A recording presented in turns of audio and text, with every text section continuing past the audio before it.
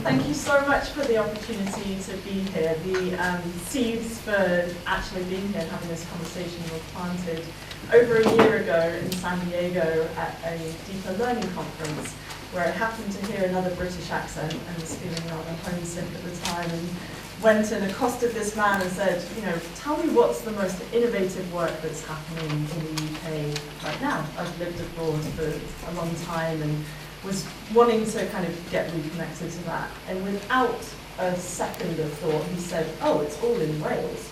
There's nowhere else that, you know, you should be looking but Wales. And was fascinated to hear what he had to share about the work that you're all doing. And so it feels like a complete privilege to be here in a room with the people that have been doing this work. So thank you, Peter. The man that I accosted was Peter Rabbit. So thank you very much for the invitation to be here. What I hope to do over the next 45 minutes or so, maybe hopefully a bit shorter, is to talk a little bit about what we see as the global education challenge, share how we define global competence, and then talk about the ways that we implement that through the centre's work, so the Centre for Global Education.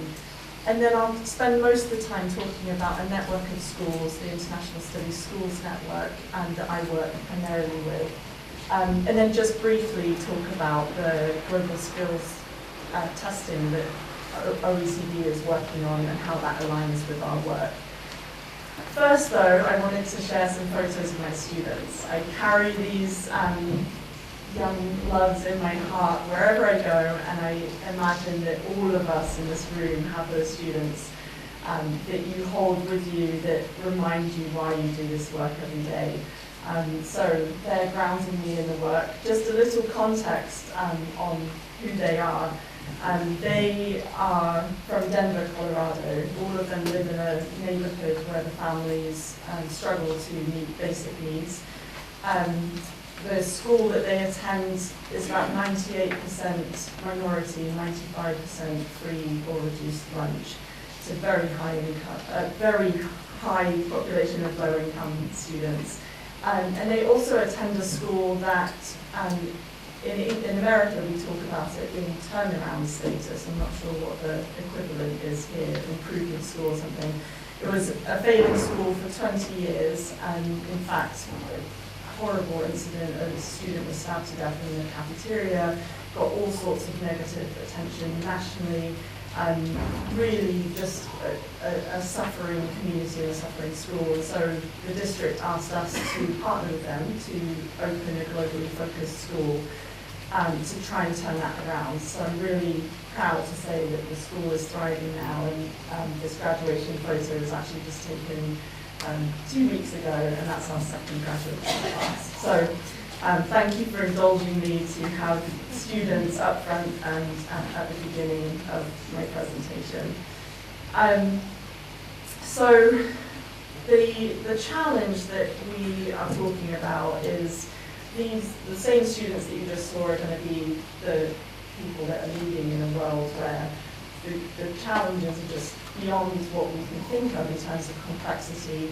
They're also going to be competing for jobs where the requirements are sometimes things that we can't even predict or think out. And so for us, what we take away from this situation is that global knowledge is no longer a nice to have. We think it's something, and we've been arguing in America for many years about this, that it really needs to be part of foundational learning for all students. I would say, you know, the other side seems to think that global knowledge should just be for an elite group of students, and we feel very differently about that at the centre. Our work is grounded in equity and peace, and we think that it should be for all students. I'd say the good news is that there's growing agreement around this, that it is something for all students. The more challenging piece is that it's going to take all of us coming together to make this kind of transformation in education happen, to be able to provide a 21st century education. And we're going to be leading countries, and perhaps this is Wales' time to shine around this global competence and global citizenship education piece. Because we do need pioneers that are out there showing us how this is done. I'm sure it's the same here in America. We have pockets where this work is happening for all students, and it's amazing, and we're seeing some incredible results. But that's not, that's certainly not good enough when we're talking about equity and wanting it for everybody. Another part of this challenge is sustainability in the education system. So we have, we know what we want to introduce, but educators are already overwhelmed and overloaded with changes all the time, and never knowing what's coming next. And so we're very cognizant of making sure that we frame this as, global competence for us is the plate. It's not another thing that we're adding to the plate. We see it as being a construct that really holds all subject areas and all best practices in education. As I mentioned, we're seeing growing momentum, and a particular mention I wanted to, I apologise for the formatting there. I just wanted to mention about the United Nations. So some of you may know last year in the General Assembly, all member nations agreed that global citizenship education must be a requirement for all students. So that actually turned into one of the Sustainable Development Goals that we're very excited about. That it's no longer about every kid should have every kid should have an education. It's now every kid really needs to have global citizenship education. And then, of course, our friends at the OECD, who are not only tracking student learning across over 70 countries, but they are also now working on a test for global skills that they'll be introducing in 2018. That will be assessing students' global competence along with math, reading, and science, which is just absolutely amazing to think that this might happen, because assessment is a piece of global education where we really need a lot of help. I think with both of these organisations, the work that they're doing and the work of others in the field, that we have a tremendous opportunity right now to make this transformative work happen. It's no easy feat, and like I said, it's going to take all of us, and so that's part of my excitement about being here today, is that we have all these amazing minds and you all have different roles, but every single role has a piece, has a part to play in moving this work forward. So I want to now just humbly share some of the work that we're doing around global competence. And I say humbly because we know we have a long way to go. We also believe very deeply that we have much to learn from others, and that this really is a conversation, and it's not that we've figured it out. But you see the mission of the centre. It was launched 15 years ago with Bill and Melinda Gates Foundation funding, when they were funding small schools with a specialised focus. And that was when we started working with schools and with districts. Out of this work, we knew that we needed to come up with a definition for global competence. And so in partnership with Harvard University, we worked on that definition, which has since been adopted by the US Department of Education. And you see our former Secretary of Education, Arne Duncan, visiting one of our schools in the photo. And then we're also part of the Hewlett Foundation's Deeper Learning Network, which I think some of you are familiar with. And most recently, we signed an agreement with UNESCO to help them reach their goal to figure out the sustainable development goal around introducing global citizenship education for all. The work of the centre really focuses around convening leaders from business, government, and education, commissioning research and publishing thought leadership, and then of course partnering with schools and districts to change policy and practice in these three areas. So implementation of global citizenship, education, development of 21st century skills, and then something that I'm passionate about is the transformation of education, particularly for low-income and minority students.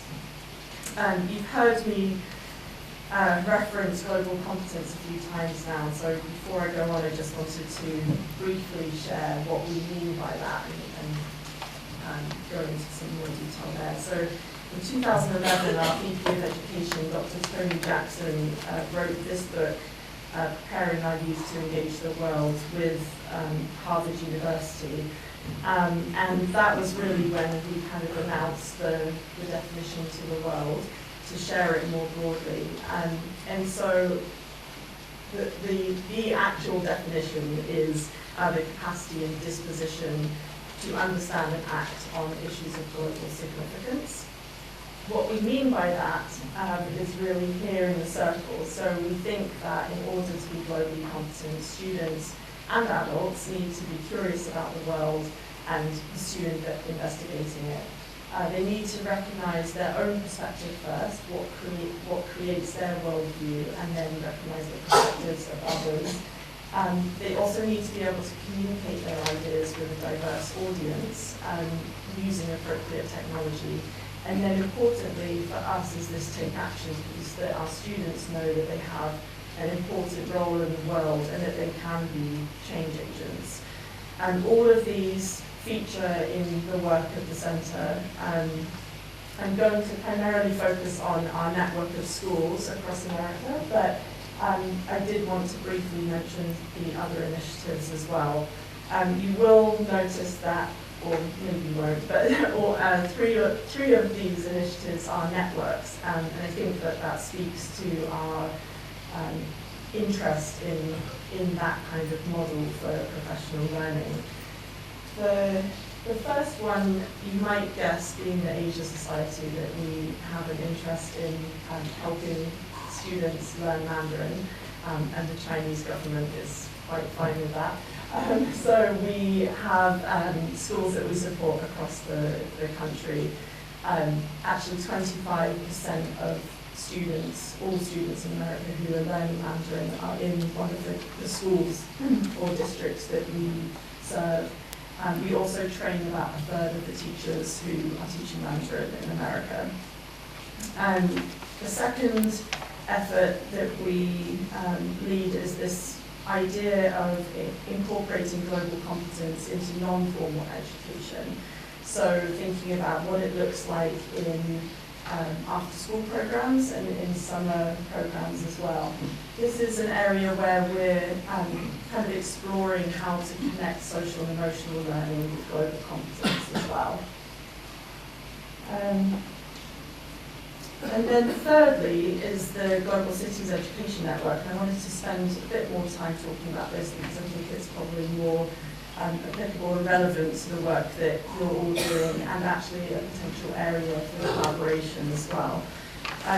This network is 12 cities across North America and Asia that are all rethinking their educational strategies and all have an interest in learning best practices from other countries and from each other. So each city belongs to one working group, either professional learning, 21st century competencies, or or the career and technical education. Once a year they'll do a trip. So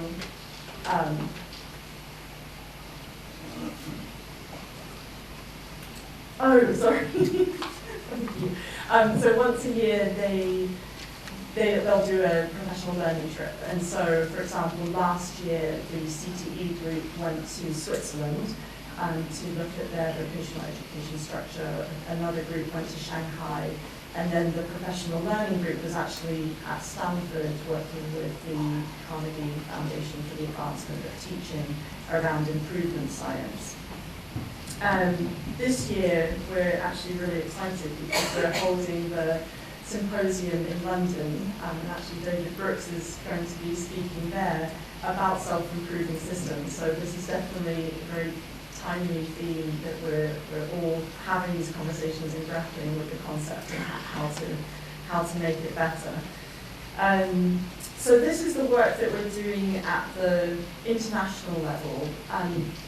At the national level, I wanted to share about this network of schools that are really growing and learning together around how to have globally focused schools that are preparing our students for what we think they're going to need in the future. Two things that I wanted to highlight, and I don't want to go over everything that I have in the slides, but two things that I think are important. One is that while we definitely talk about and try to address the traditional sense of the achievement gap in terms of academics, for us it's really important that that's combined with trying to close the opportunity gap. So for us, when we open new schools, we like to say we want our students to be able to go to Harvard or go to Stanford and be able to have conversations with students who had the privilege of going to a private school, for example, had a family who could help them travel. So we want them to be able to say, oh yeah, of course I speak Mandarin, and yep, I had a great time in France doing this internship, and yep, I was part of that leadership program. So a big part of what we focus on is actually the opportunity gap for our students, because we predominantly serve low income and minority students. And then the second thing is this focus on capacity building, and it's fun to be here today, and already we're not even halfway through the day, but already we're hearing this kind of consistency around best practice, or at least what we think works well, whether it's here in Wales, whether it's in London, whether it's across America, that it's really, the sustainable model is really working alongside schools, alongside leaders and teachers, treating them like the experts, and just trying to provide the supports and build their internal capacity so that it is sustainable and that they're not relying on an external partner forever to help them do the work. Right now we have 37 schools across the country. They cover the spectrum in terms of size, governance structure, grade levels, poverty levels, but overall, like I said, the population that they serve is high English language learners and students of colour and low-income families. The exciting thing is, one of the exciting things is that we're seeing success in these communities that have these schools. So the graduation rate is around 90%. And when an external evaluator looked at data from similar schools, and by similar we mean schools that are in the same geographic region that serve the same demographic, their rate of graduation is around 60%. So I'm going to now, hopefully if the technology works, play a short video so you can hear the VP, Dr. Tony Jackson, speak about the school. So are you able to?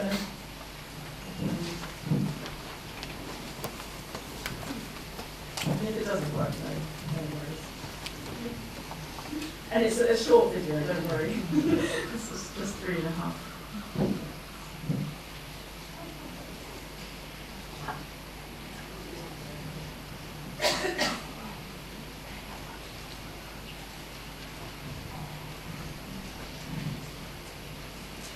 You'll see that there's footage in here of one of our schools, or actually from a few of our schools, and then they're just giving you a bit more information about the network.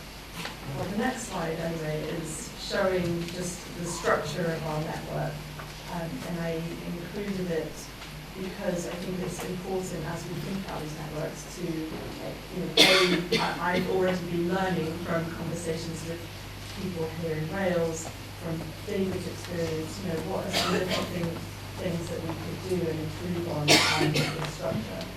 So I think, when we partner with a district or a school, we provide support in 3 main areas.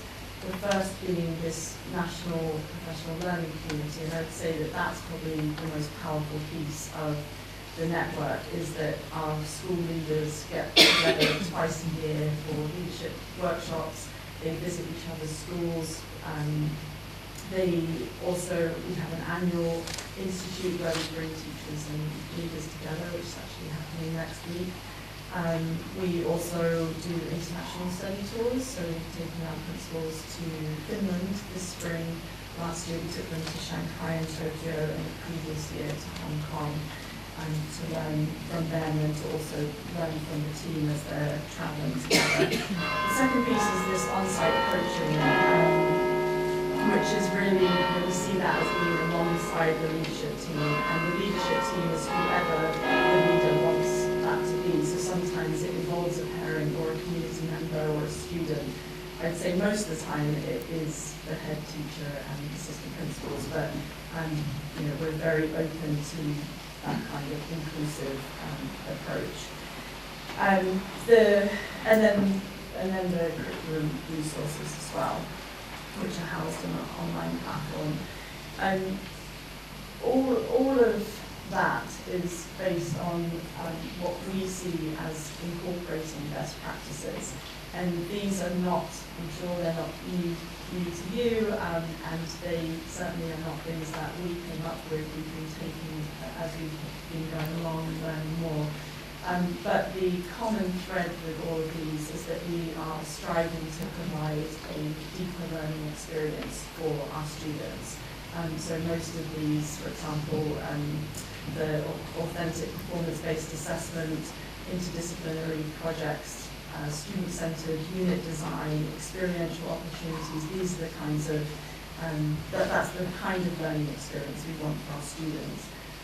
Sage is our kind of organizer for the network, so that people don't forget that this stuff is important and at the center of what we do. So we want our students to have choice. We think that the best learning comes from that an element. We want them to be engaged in authentic work and be authentically assessed on that. We also want them to be applying their knowledge to issues of global significance. And then finally, we want them to be communicating and sharing what they're learning with a real audience.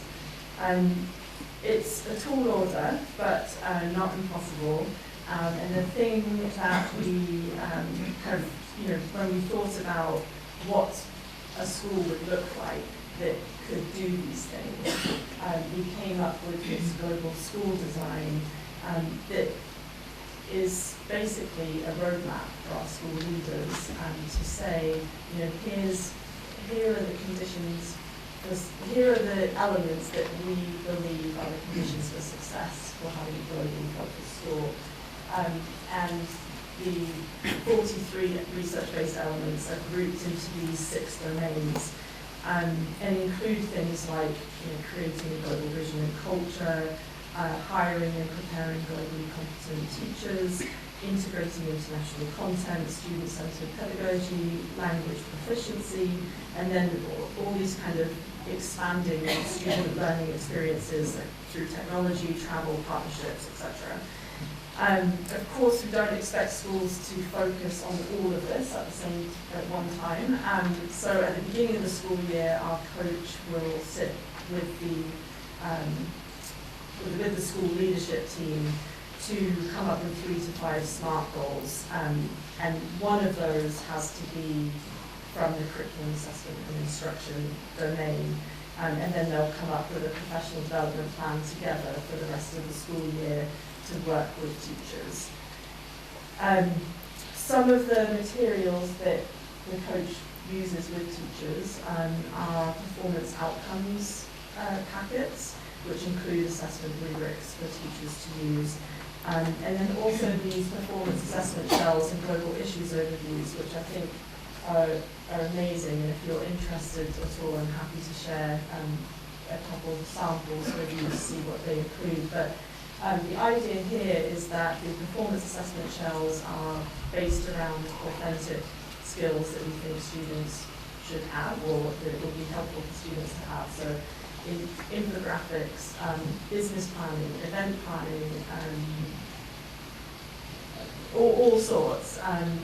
And then the global issues overviews, poverty, clean water access, sustainability, and teachers are able to mix and match these. So I might take the infographics one and the clean water, and then you've got within those the essential questions, enduring understandings, you've got overviews, you've got learning activities, formative and summative assessments. It really holds the hand of a teacher through designing their own unit, and that's the biggest point I really wanted to make about these resources, is that they're all frameworks. They're not, here you go, do it.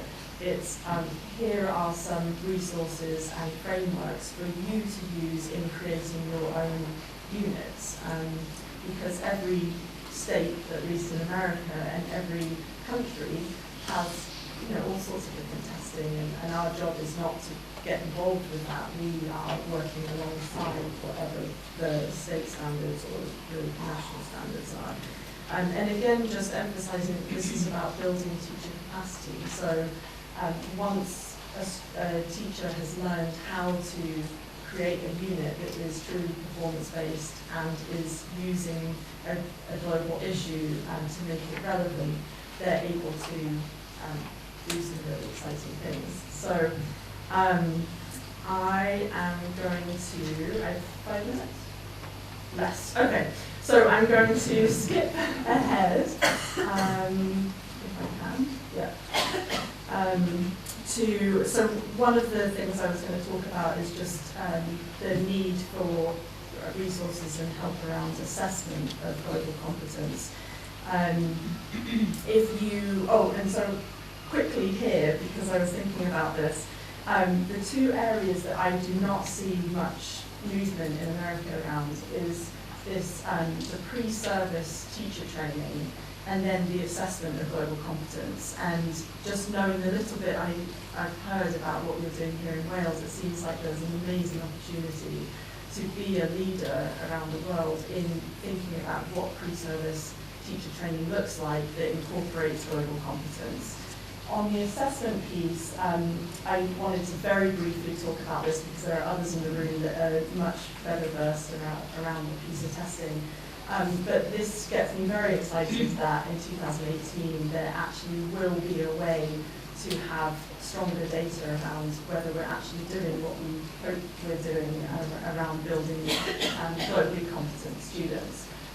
One piece I wanted to pull out here was the fact that they have not shied away from including empathy, which for me is something that's absolutely critical for our students to have. And a complete monster to figure out how to assess. So I'm glad that they're doing that work, and I'm excited to see what they come up with. If you haven't read their report that was just recently released, it's called Global Competence for an Inclusive World, it's absolutely brilliant and includes sample questions that they're thinking about including. And so when I was looking through the questions, it was fun to be able to see the alignment between what we're doing in our schools and what they're thinking needs to be assessed.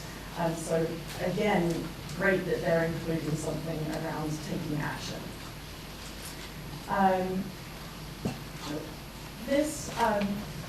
I was just wanting to kind of end with some quotes from students. This was in a graduation ceremony that I was at a couple of weeks ago. And this was in response to what does it mean to you to be a global leader? And I think if we had time to kind of delve into these, I think that these are very telling, and just keeping them at the forefront. And they often have much clearer visions than we do, and so being able to incorporate their voice, I think, is really important. Just briefly, if you are interested in any of this kind of work around global competence, and we're certainly interested in continuing the conversation with you around this, because it really is a conversation, feel free to go to our website. It's a totally chaotic website. We're actually in the middle of a redesign process, but there's a ton of free resources on there around implementing Mandarin programs, how to implement global competence in after-school and summer programs. You can download Tony's book for free there. I invite all of you to consider coming to Philadelphia. I know it's a short flight away, but we put on the largest global education conference in America every year, and this year it's in Philadelphia, October 13th through 15th. And so the work that you're doing, it seems like it would be a perfect place for there to be some representatives to share how you're thinking about this and be part of that conversation. Sorry for going on for too long, but just if you are interested, I mean, I can't say it enough that collaboration is the only way we're going to be able to pull this off and continuously work with each other and learn from each other. If you are interested, I'd love to hear from you and have my email address. I'll be around the rest of today. And if you're ever in New York City, we'd love to have you come by the centre. So thank you so much for this opportunity. Well done. Good morning to you all. We've heard a couple of questions this morning. David asked, what can you do for Wales? And Debbie gave a very good answer to that question. Kate has just asked us, is it time? Is it Wales' time on a global stage? Is it Wales' time on a global stage? And I shall hesitate to answer that one and say, oh yes it is, but can it please be 4 o'clock tomorrow afternoon?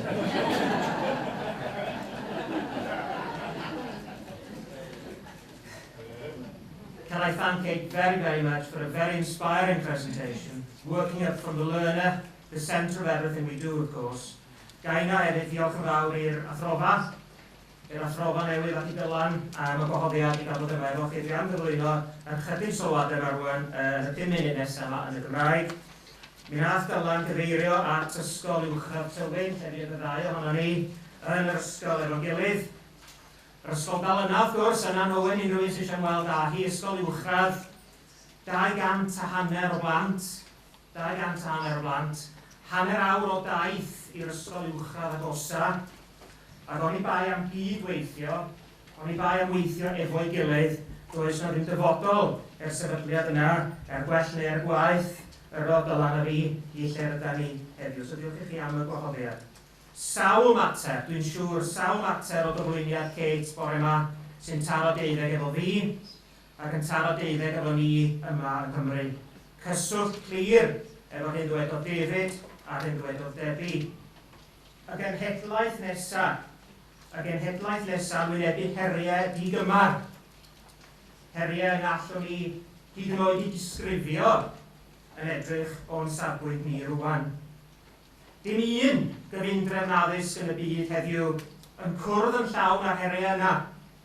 Dim un gyfundrefn addysg yn y byd yn paratoi I phlant a'i phobl ifanc I wynebu yr heriau hynny yn llawn.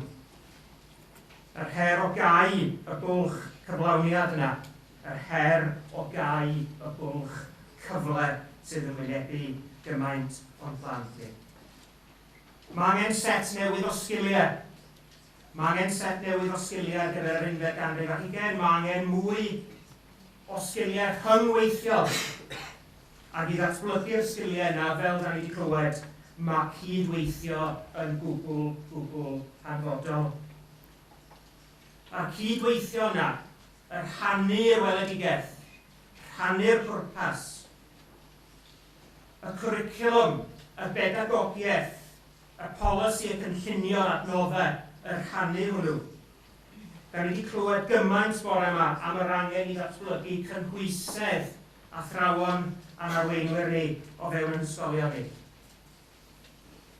Ydyn ni wedi magu ymrwymiad yn harweinwyr ni ar bob lefel i'r cydweithio hwnnw. A mi soniodd Kate yn dod am y monitro, yr asesu a gwneud hynny yn lleol ond hefyd ar raddfa byd-eang. A da ni yma yng Nghymru, da ni yn wynebu heriau cyflwyno cwricwlwm newydd sbon. Cwricwlwm dyfodol llwyddiannus. Mae'r cloc yn dweud y sopio rwan. Ni'n tar y bom cyntaf yn meddwl. Cwricwlwm Donaldson, Medi 2021. Medi 2021, 5 mlynedd a mwy o rwan. Cofiwch, creu dysgwyr, medde Donaldson, uchelgeisiol ac alluog. Creu dysgwyr sydd yn fentrus ac yn greadigol. Creu dysgwyr sydd yn ddinasyddion, egwyddorol, gwybodus o Gymru ac o'r byd. A mae o'n diffinio hynny yn wybodus am ei diwylliant, yn wybodus am ei cymuned, yn wybodus am ei cymdeithas a'r byd yn awr ac yn y gorffennol, yn parchu anghenion a hawliau pobl eraill fel aelod o Cymdeithas amrywiol ac yn dangos ei gymrwymiad i sicrhau cynaladwyedd y blaned a ni'n byw yn ei. Hynny ydy'r union negeseuon gathon ni gan Kate bore yma. Yr union negeseuon. Yr un pwyntiau, yr un gwerthoedd, yr un syniadaeth. Barod, medda Graham Donaldson, i fod yn ddinasyddion i Gymru ac i'r byd. Rwy'n mae gen i gyfres o sleidiau o'n i'n mynd trwy efo chi bore yma. Wna i ddim am hynny oherwydd bod i dan bwysau amser. Ond o'n i'n mynd ymlaen ma'r sleidiau gyd yno chi, so mae croeso chi edrych arnyn nhw a holi'n rhywbeth ac isio, dyn nhw ddim yn rhaid cymleth iawn. Ond mae'r diben moesol yna sydd yno ni, y Mogledd Cymru, y diben moesol yna sydd yno ni i gyflawni yn gweledigaeth, datblygu cyfundrefn addysg o radd mlynedd, ie, ond da ni yn gwe, fel da ni'n Cymru gyfan yn dweud, bod rhaid i bob un disgybl elwa ar yr addysg orau. A bod rhaid i bob un ysgol gael ei harwain gan harweinwyr rhagorol. A mae'r weledigaeth yna, da ni'n credu, ymhlwm â gweledigaeth Graham Donaldson. Da ni ar daith fel sonio Debi. Da ni ar daith i gyrraedd yna. Mae gynnon ni lwybr hir i fynd ar ei fo. Mae gynnon ni yng Ngogledd Cymru 100,000 o blant mewn 432 o ysgolion, a mae bob un o'r hynna mor werthfawr ar un nesaf.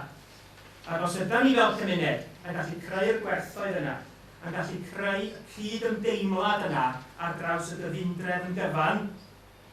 Y gyfundrefn gyfan yna yng nghyd-destun Lloegr, y soniodd David amdani bore yma yn Llundain, ac yng nghyd-destun byd-eang hefyd, fel y clywson ni gan Kate. Os ydym ni gael y syniadaeth yna wedi fflannu'n ddwfn yng ngwerthoedd yn system addysg ni, a mae gynnon ni syniadau yn ystod ni wedi ddatblygu hynny, mae gynnon ni daith hir i fynd arni hi, ond o'i chyflawni hi, ynghyd â gweledigaeth Graham Donaldson, mi gyflawnwn ni y weledigaeth ar gyfer pob un o'n disgyblion ni a phob un o'r ysgolion ni, lle bynnag y byddan nhw.